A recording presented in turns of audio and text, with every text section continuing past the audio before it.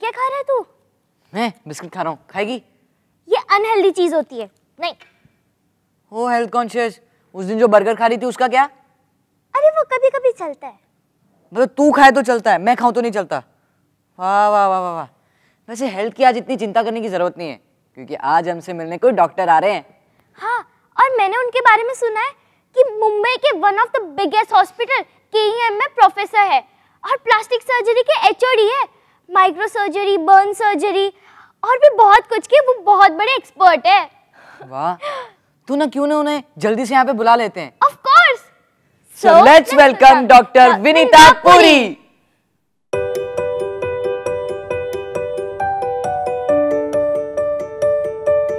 Welcome to our show Chat with Experts.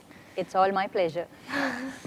Ma'am एकदम starting से बात करेंगे। Okay. मुझे आपके बारे में लाइक चाइल्डहुड और स्कूल लाइफ से जानना है। चाइल्डहुड तो मेरा बॉम्बे में ही रहा है, मुंबई में रहा है। आई वॉज बॉर्न, मेरी पैदाइशी यहीं की है एंड जब से यहाँ पे पैदा हुई हूँ मैं मुंबई में ही हूँ।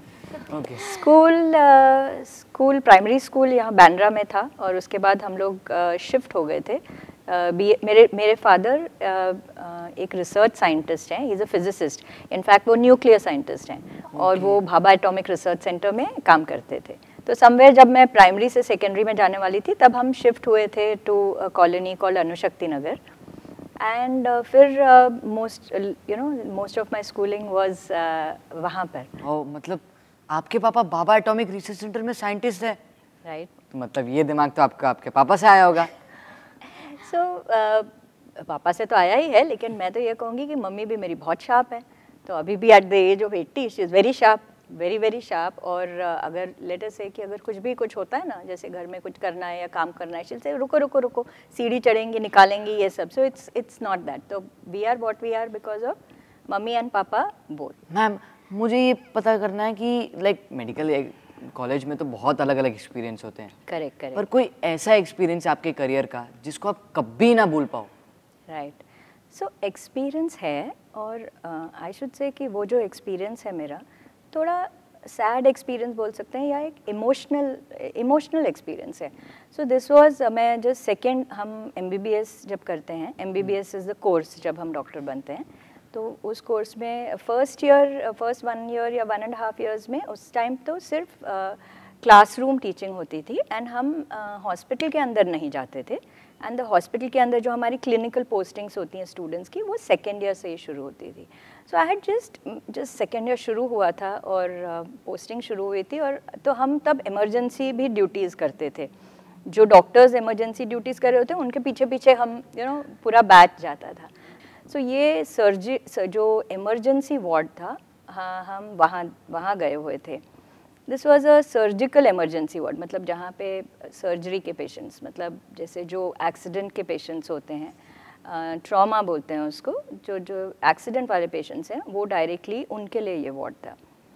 तो हम राउंड ले रहे थे, वहाँ पे मैंने साइड में एक देखा कि एक बच्चा बेड में लेटा हुआ है और जस्ट ही is lying down, there was no movement और साइड पे उनके बच्चे के फादर खड़े थे। बच्चे को मशीन भी लगाई हुई थी ब्रीथ करने के लिए एंड क्योंकि हमें सब हिस्ट्री वगैरह बताई जाती है पेशेंट्स की, इसीलिए हम सीख रहे थे ना। तभी मुझे बताया गया कि हम तो अपनी तरफ से पूरी कोशिश कर रहे थे, बट उस बच्चे का जिंदा रहना was as good as no chance. So even today when I think about it I feel really bad.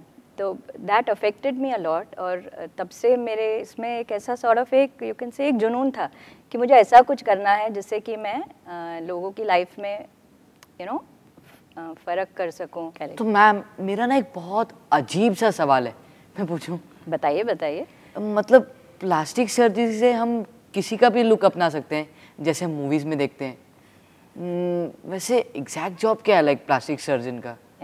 So look तो चेंज कर सकते हैं विद प्लास्टिक सर्जरी, लेकिन जैसे मूवीज़ में दिखाते हैं ना कि टीना मुनियम बन गई पद्मिनी कोल्हापुरी, ये नहीं होगा लेकिन चेंजेस तो हो सकते हैं।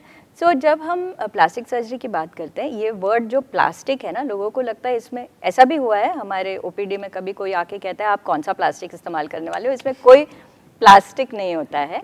तो ये जो शब्द प्लास्टिक है ये निकला है, एक ग्रीक शब्द है प्लास्टिकोस, तो ये जो ग्रीक शब्द प्लास्टिकोस है, इट मीन्स टू मोल्ड, मतलब आप उसको शेप दे रहे हैं, ठीक है।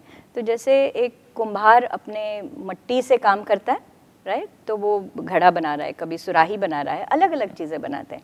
तो आप वो कैसे अपने हाथों से मोल्ड कर रहा है सब कुछ, और एक वो मट्टी से कोई भी शेप दे रहा है। तो प्लास्टिक सर्जन, ये जो शब्द प्लास्टिक सर्जरी है वहाँ से निकला है। एंड प्लास्टिक सर्जन्स यही करते हैं। आप जैसे किसी कारण से अगर आपके बॉडी में, चाहे कभी कभी लोग पैदाइशी अपने शेप गलत होता है, या there can be a problem कि आपका एक्स्ट्रा उंगली है या कम उंगली है, या कोई बॉडी पार्ट ख़राब है, या कैंसर के जब मरीज़ होते हैं उनके बॉडी से कुछ पार्ट कभी कभी निकालना पड़ता है जो कैंसर, तो वो हम बनाते हैं नाउ। लेकिन जब आप प्लास्टिक सर्जरी कहते हो, लोगों को ज़्यादा यही मालूम है कि आप नाक बदली कर रहे हैं, कि पेट से चर्बी कम कर रहे हैं, तो वो तो हम करते ही हैं। तो not only do we make जो एबनॉर्मल है उसको हम नॉर्मल बनाते हैं, जो गलत है उसको हम, बट उसके साथ जो नॉर्मल है उसे हम सुपर नॉर्मल भी बनाते हैं, right. So that is our, उसको हम जब कॉस्मेटिक सर्जरी करते हैं या एस्थेटिक सर्जरी करते हैं, तो वो किसी को जो ऑलरेडी नॉर्मल है उसको हम और सुंदर बना सकते हैं, लेकिन जो नॉर्मल नहीं है उसको हम नॉर्मल सी तक लाते हैं। सो that is the biggest job of a plastic surgery. Ma'am, मैंने अभी रिसेंटली एक आर्टिकल पढ़ा था जिसमें लिखा हुआ था कि one of a kind surgery की थी आपने। सो आप उसके बारे में कुछ बता सकते हैं? श्योर। तो ये you are right, absolutely one of a kind थी।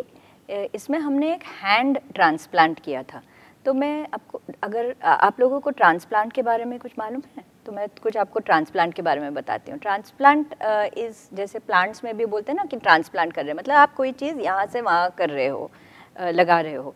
तो इसमें ट्रांसप्लांट्स में आप किसी और की बॉडी का ऑर्गन आप एक दूसरे पर्सन में लगाते हो। सो कॉमनेस्ट का ट्रांसप्लांट जो लोगों को मालूम है, जैसे किडनी ट्रांसप्लांट के बारे में लोगों को मालूम है, या हार्ट या लिवर के बारे में मालूम है। ऑल्सो कॉर्नियल ट्रांसप्लांट भी होता है, मतलब आँख में जब रोशनी चली जाती है, तो जैसे आई डोनेशंस के बारे में आपने सुना है, तो जब वो आई डोनेशंस होते हैं उसका भी एक भाग आँख में लगाया जाता है, इसको ट्रांसप्लांट बोलते हैं। तो नाउ हैंड ट्रांसप्लांट मीन्स हमने तो not just one body part, but हमने पूरा हैंड लगाया, मतलब पेशेंट के जैसे हाथ यहाँ से कटे हुए हैं। तो कैन यू इमेजिन अगर कोई लड़का है या लड़की है, यस एग्जैक्टली, अगर आप आँख बंद करके सोचो कि आपके दोनों हाथ नहीं हैं, आप ज़िंदगी कैसे बिताओगे? आपको you want to live till the age of 80 या 100, जब तक आप लोग बड़े होगे तब तक तो 100 तक आई थिंक रूटीनली आप लोग रहने वाले हो। So without the hands to live like that बहुत मुश्किल हो जाता है। अब साइंस इतना बढ़ गया है कि हम हैंड को भी ट्रांसप्लांट कर सकते हैं। तो हमने वो किया था। तो यंग लड़का 21 years old, he had lost his hands about 2 years back, तो उसको हमने हैंड ट्रांसप्लांट किया है। सो मैम, जैसे आपको पता ही होगा कि पेरेंट्स जो होते हैं वो डॉक्टर या इंजीनियर बनाना चाहते हैं अपने बच्चे को, राइट। बट हमारे अच्छे के लिए कहते हैं, पर क्या ये सुझाव हर बच्चे के लिए लाइक प्रॉपर है या ठीक है? पढ़ाई का ऐसा होता है कि हमारी जो स्कूलिंग होती है वो एक तरीके से होती है कि भाई आपको मार्क्स आने हैं, लेकिन कभी कभी कोई बच्चा क्रिएटिव हो सकता है, राइट, या बहुत अच्छा लिख सकता है। मे बी बच्चा स्टोरीज लिख सकता है, या पोइट्री लिखता होगा, या पेंटिंग करता होगा। आप अगर ऐसे बच्चे को कहेंगे कि भाई आप आप इंजीनियर बन जाओ, या अगर उसको इंटरेस्ट नहीं है, then there can be a problem. लेकिन मैं ये नहीं कहती हूँ कि जो पेरेंट्स कह रहे हैं वो गलत कह रहे हैं, क्योंकि पेरेंट्स के लिए एक ही चीज़ है कि उन्हें अपना बच्चा का देखना है कि वो बच्चा कैसे अच्छा बड़ा हो और आगे लाइफ में कैसे अच्छा करे। तो अगर पेरेंट्स बच्चों को समझ ले, लेकिन मोस्ट इम्पॉर्टेंट बच्चे भी अगर पेरेंट्स को समझ लें कि पेरेंट्स क्यों ये कह रहे हैं, और दोनों एक राह में चलें, या ट्राई करें कि आप भी ट्राई करो कि पेरेंट्स जो बोल रहे हैं उसके लिए कोशिश तो करते हैं, एंड पेरेंट्स भी ये ट्राई करें कि चलो ठीक है कि अगर ये कर रहा है, लेकिन अगर बच्चा क्रिकेट में बहुत अच्छा है तो हो सकता है सचिन तेंदुलकर भी बन जाए, you never know. So that is my feeling कि एक बैलेंस रख सकते हैं। सो मैम, अगर हमारे माइंड वॉरियर्स में से अगर किसी को भी डॉक्टर या इसी फील्ड में आना हो तो उसमें क्या क्वालिटीज़ होनी चाहिए, आप उन्हें एडवाइस दे सकते हैं? राइट। सो डॉक्टर बनना आसान है मेरे हिसाब से। अगर आपको लगता है कि आप पढ़ाई बहुत सारी कर सकते हो अच्छी तरह से, मतलब पढ़ाई में आपको दिलो जान पढ़ाई करनी पड़ती है, राइट, तो आपको बहुत हार्ड वर्क करना पड़ेगा, और आपको आप में पेशेंस भी होनी चाहिए, that means patience, I am not very sure उसका हिंदी शब्द क्या है, बट पेशेंस आपको ठहराव राइट। एंड आपको पढ़ाई करनी है, आपको लंबी पढ़ाई करनी है, तो आप ये नहीं कह सकते, जब लोग इंजीनियरिंग करते हैं बहुत जल्दी एक कॉर्पोरेट जॉब में चले जाते हैं, राइट, लेकिन आप तब तक पढ़ाई कर रहे होते हो, तो आपको पेशेंस भी रखना पड़ता है कि फाइनली आप एक लेवल पहुँचोगे। आप मेडिसिन करेंगे, आप जब MBBS करेंगे उसके बाद हो सकता है आप पोस्ट ग्रेजुएशन करेंगे, उसके बाद मेरे जैसे आप और भी उसके ऊपर सुपर स्पेशलाइजेशन करेंगे। सो परसिवियरेंस मतलब आपको लगे रहना पड़ेगा, राइट, हार्ड वर्क करनी पड़ेगी, उसको पेशेंटली आपको हार्ड वर्क करना पड़ेगा। एंड एट नो टाइम आपको पीछे मुड़ के ये सोचना चाहिए कि भाई अब मैंने ये क्यों लिया। तो अगर आप श्योर हैं कि आपको सर्विस देनी है एंड तो आप ज़रूर डॉक्टर बन सकते हो। मैम, मैंने आपके बारे में एक आर्टिकल पढ़ा था कि you are lot more into social activities. हाँ, और हमने ये भी सुना था कि आप NGO शुरू करने वाले हो। सो NGO अभी तो मैं नहीं शुरू करने वाली हूँ, लेकिन मेरी बहुत सारी अलॉन्ग विथ ये जो सर्जरी का काम है या जो हॉस्पिटल में काम है, उसके साथ साथ मैं बहुत सारी जो सोशल एक्टिविटीज़ होती हैं वो करते हैं, जो in a way they are associated with the medical field. As a doctor ही ये मैं कर रही हूँ। तो मेरे हार्ट से जो सबसे क्लोजेस्ट है वो है एक बर्न, जो बच्चे जल जाते हैं उनको स्कार्स हो जाते हैं। स्कार मतलब आपके दाग जैसे पड़ जाते हैं। तो आप सोचिए, हमको एक छोटा सा भी दाग अगर कहीं होगा जो सामने से दिख रहा है, उस पर बहुत सारे लोग बहुत सोचते हैं कि भाई ये दाग है। और तो आप सोचिए अगर आपका 20-30% या 40% बॉडी में जल गए हैं तो उसके इतने सारे दाग होते हैं, तो उसके एक साइकोलॉजिकल इफेक्ट होता है बच्चों पे। तो ऐसे बच्चों को ये समझाने के लिए कि आपकी ज़िंदगी आगे और है, ये अभी ज़िंदगी आपकी ख़त्म नहीं हो गई है, या आपके जैसे और बहुत सारे बच्चे हैं, तो हम उन्हें कैंप में ले जाते हैं। वहाँ पे हम उन्हें साथ में, जैसे हम सब भी डॉक्टर्स हैं, मेरे बहुत सारे वॉलंटियर्स हैं, हर प्रकार के वॉलंटियर्स हैं, हम सब साथ में रहते हैं 3 दिन के लिए। बहुत हंसी मजाक भी करते हैं वहाँ पे, और वहाँ पे हम कॉन्फिडेंस बिल्डिंग गेम्स भी करते हैं। तो ऐसे हमारे ऑलमोस्ट 2013 से हम कैंप्स रन कर रहे हैं। एंड तब से मेरे बहुत सारे ऐसे बच्चे भी हैं जो बड़े हो गए हैं and they have done well in life. तो वो देख के अच्छा लगता है। एक ये है। दूसरा है, मैंने और बहुत सारी सोशल एक्टिविटीज़ की हैं। बहुत सारी जगह मैं बहुत इंडिया की लेट अस से इंटीरियर्स में जाके भी सर्जरीज़ की हैं। लाइफ लाइन एक्सप्रेस करके एक ट्रेन है। Now it's a train. Now you'll से ट्रेन में कैसे आप ऑपरेशन करोगे, तो 5 बोगीज़ बनी हुई हैं। इम्पैक्ट इंडिया फाउंडेशन का ये इनिशिएटिव है। तो उस बोगी में ही, जो ट्रेन की बोगी है, उसमें ऑपरेशन थिएटर पूरा बना हुआ है। तो ये 5 बोगी, कोई भी ट्रेन जो जैसे जब डिसाइड करते हैं कि भाई आप एक छोटी जगह जाने वाले, you can go to a place like Jharsuguda, जो एकदम एकदम ऐसी छोटी जगह है, या जगदलपुर, ये सब छोटी छोटी जगह हैं। जगह इतनी छोटी नहीं होगी लेकिन वो इंटीरियर्स में है, right. So it can be anywhere in the country. वो ट्रेन को अटैच हो जाती हैं बोगीज़, वहाँ जाती हैं वो बोगीज़, वो कोई साइड रेल में लगा देते हैं, और फिर हम लोग एज वॉलंटियर्स वहाँ जाते हैं, पेशेंट्स देखते हैं, जिनकी सर्जरी हो सकती है वहाँ करते हैं। तो ऐसे मैंने अलग अलग प्रकार की over the years, pass 35 years में मैंने बहुत सारे लेप्रेसी पेशेंट्स पे ऑपरेट किया है। लेप्रेसी इज़ अ डिज़ीज़ जहाँ पे आपके हाथ वगैरह की डिफॉर्मिटीज़ हो जाती हैं, और लोग थोड़ा दूर रहते हैं ऐसे लोगों से, ये सोच के कि ये डिज़ीज़ लग सकती है हमको। ऐसे भी बहुत सारे पेशेंट्स पे मैंने सर्जरी की है। तो मतलब मेरे अलग अलग उनका नहीं दर्द समझ पाते, राइट। राइट। पर आपकी ऐसी सोच को ma'am hats off really. Oh, thank you. Yes ma'am, तो अभी हम रैपिड फायर राउंड चालू कर सकते हैं? हाँ। 3 things that you love about your profession.